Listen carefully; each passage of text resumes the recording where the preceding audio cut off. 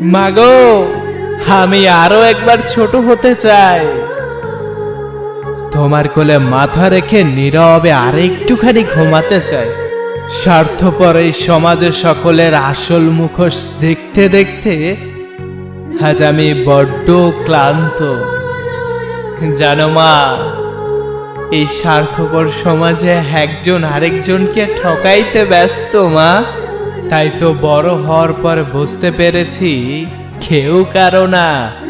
যদি আমাকে বলা হতো আমি জীবনে কি চাই, তাহলে আমি চোখ বন্ধ করে বলে দিতাম আবারও তোমার সন্তান হয়ে এই পৃথিবীতে আসতে চাই।